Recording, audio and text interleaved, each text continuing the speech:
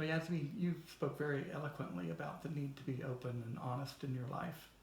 Um, and that's a lesson that I have learned and am continuing to learn the hard way with relationship, especially to my gender identity. I knew there was something different about me when I started kindergarten and met other girls my age for the first time. I related to them much better, and I liked conversing with them.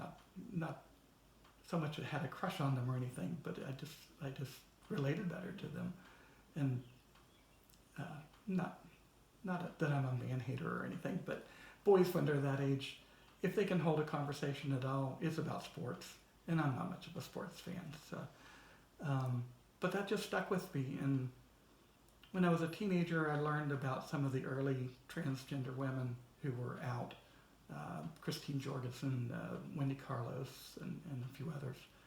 But it didn't seem like anything that was realistic, and I wasn't sure that fit me anyway.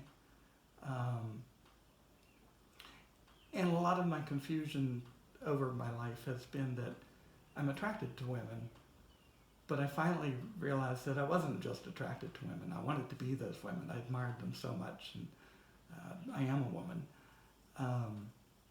But I tried to put all that away and live as a man.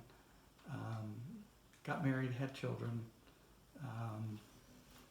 but it just never went away. It would not go away. And it started to take a bigger and bigger toll on me as I got older, to the point that I became a very angry person for a number of years. People outside my family didn't see it so much, but my family did. I was very grumpy, and I didn't like taking part in family events and things as much as I should have. And once the children were in college, my spouse and I were trying to patch things up, but she knew I was holding something back, and I kept denying it, and we were pretty close to breaking up. And finally, we were on a camping trip, and she asked me one more time what was going on, and I told her.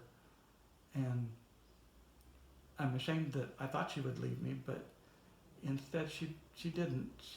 She was devastated. It's not a good thing to tell your wife that you're a woman, unless you're serious about it. But we talked and began talking like we'd never really talked in our relationship before.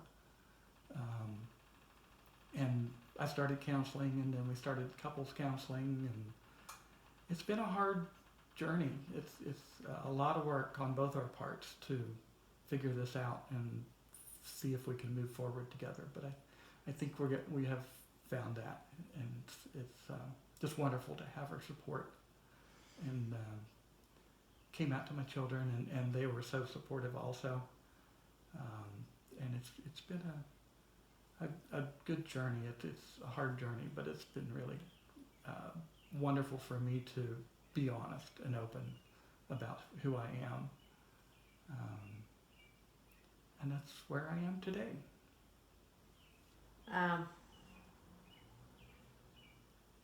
I'm so glad that you opened up and you told your story. What I heard was that you knew from the kindergarten that you're different, and you like girls, you're attracted to girls, but that the reason was because you just wanted to be like them. And you kept denying the part that you want to be girl, but you always were interested. And then you got married and you have children, but then the thought never went away that you wanted to dress up like girls, you want to be them, not to be with them also. And you got angry, frustrated, you were mad because you didn't know how to say things, and you got to a point where your marriage was jeopardized because of that. and you're very grumpy, you're not attending any family reunions or gatherings, and then finally when you're on camping trip with your wife, you told her about what was bothering you. And it came out a surprise to you that she accepted you, didn't leave you. And I really admired that part of the story where she didn't love you as a man, but she loved you, period. And that's what, when I was telling the other day, that when you are devoted to somebody, it doesn't matter. Good or bad, you accept it. And she really loves you, that's why she accepted you. And when you came out to your children, they accepted you. And you're still together. That's a great part I heard, and still together, and you're more happy and relaxed now. So really happy for you. When you love someone, she's talking about fear and love. To me, they go together. Your wife loved you. When you said to came out to her, she has a fear of losing you. So she accepted you out of love. So the love and fear, for me, I don't know about what my religion says, what other religion says, but for me, fear and love go together. If I love somebody, I have a fear that if I love somebody and you ask me to do something, if I don't do this, I'll hurt you or you punish me. That the fear part comes. Or you leave me, there comes a fear. But love is the main thing. Being afraid of God doesn't work alone either.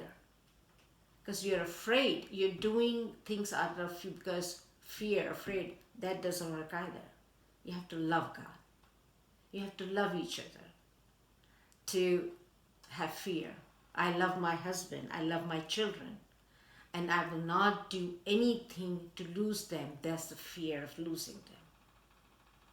So I don't know if it has anything to do with the religion, because I have not read or heard anything that what is the difference between being afraid and love.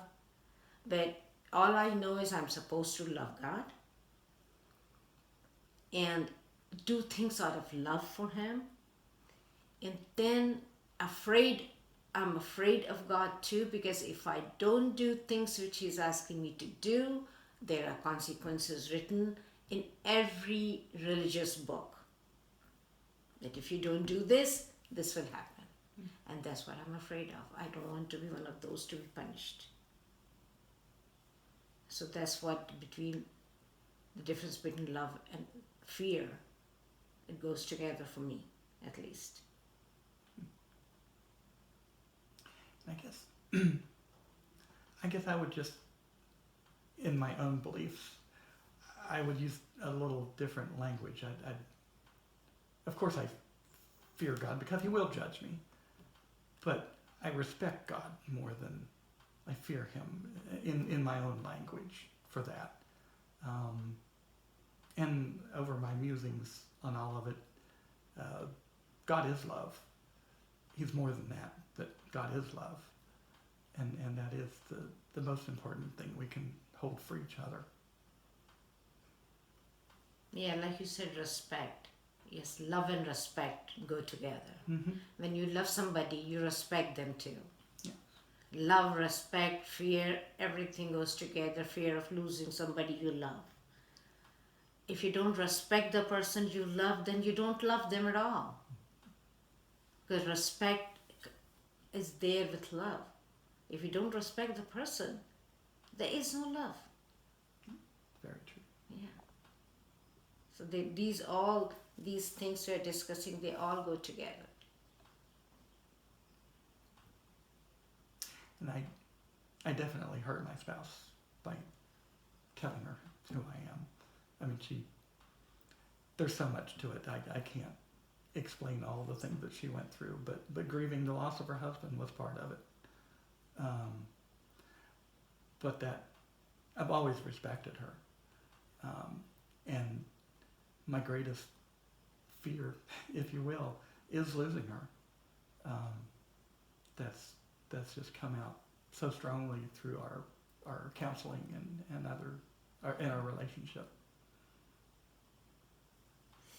So you see, when I said love, respect, fear, you respected her and you were afraid to lose her, to tell her.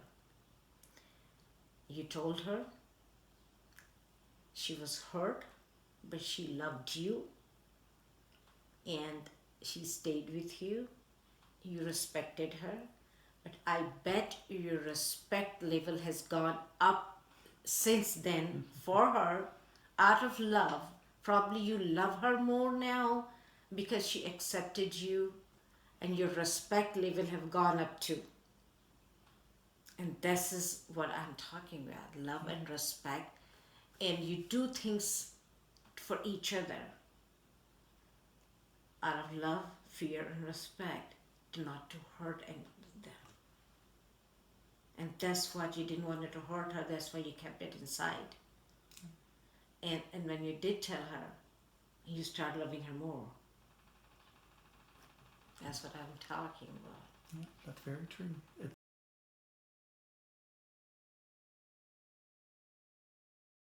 So in Islam, the only religion I think asks a woman first about marriage. So even with arranged marriages, if a girl doesn't want to get married, she doesn't have to get married. She has a voice. So at the wedding time, the priest and two people, they call witnesses, will go and ask the woman first, not the man first. They'll go ask the girl first that you are getting married to this and this and this and this person. Do you agree? If she agrees, then they go and ask the boy to complete the wedding. If she says no, then they don't pursue the wedding. And you're supposed to ask the girl, even in arranged marriages. I like that. It's not that you've been just sitting there like in Hindus, they're just both sitting there and they take pairs. Or in Christianity, you're standing right there, and now we pronounce you man and woman. But in Islam, they separately go and ask a girl first. And usually girls don't do it, that no, wedding day, everything's being done.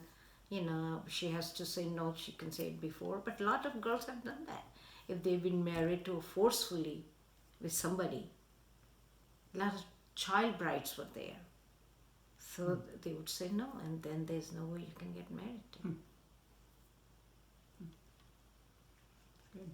Which people think women don't have rights. Islam was the first religion to give women rights to vote, women's right to have the property, and for divorce, and to get married. If women wanted to get married to somebody, they liked it, they can ask somebody elder from the home, even at the Prophet's time. And they can send somebody for the proposal and get married. Women had rights even then. The first marriage Prophet had, Bibi Khadija, his first wife, who was older than him. He was 25, she was 40. She was divorced, businesswoman, and he used to work with her, but he was an honest man on the earth, that's what it was called, and very good ethics and everything, and she liked him. So she sent her friend over to talk to him and see if he's interested in getting married. So she sent her friend, and friend conveyed the message to Prophet that Bibi Khadija, your boss, she's interested in you, and if she was wondering if you would like to marry her. And when he accepted, yes, he just could not believe it, that why would such a rich lady would want to get married to a worker. I do her business here. So then she sent her uncle for the formal proposal, but even that time women could choose and had the right to choose whom they want to marry.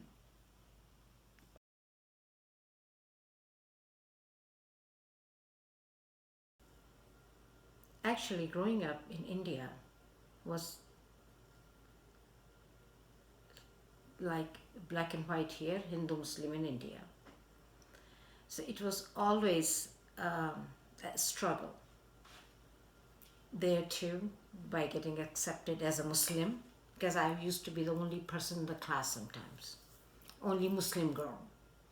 And I was teased at one time that why don't you go to Pakistan? Muslims are there. But and after coming over here, I was very happy that people didn't care much. And I was involved in interfaith in Greenville, North Carolina also, with Presbyterian Church. I think Presbyterian Church is the only person who do more interfaith things than any other. And yeah, I was accepted there too, but I was not wearing hijab. I was just a normal looking person. So whatever happened, before wearing hijab was a different part of my life. But when after I start wearing hijab, then comes a point if people accept you the way you are or not. And that recognition I got in Morgantown, West Virginia. And when I was a president of the Islamic Center here. And that was the biggest recognition, because people think women are not respected in Islam, or don't have enough rights. But I was made president of Islamic Center in Morgantown.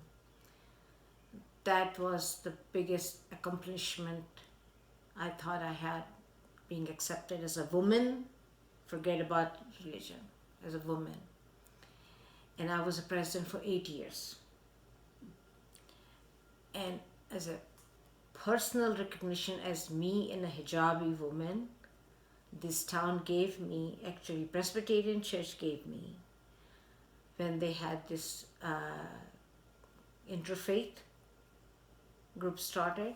Since I was a president, I started joining them. And the people who were involved in that group, and I'm so glad this is the last question, because that makes me very emotional.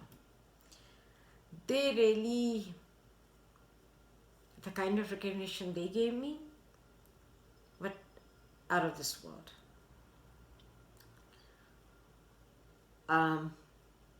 They not only recognized me as a interfaith, hijabi woman, a Muslim woman, or coming from different country, they recognized me as a person too, who I was. And that's the biggest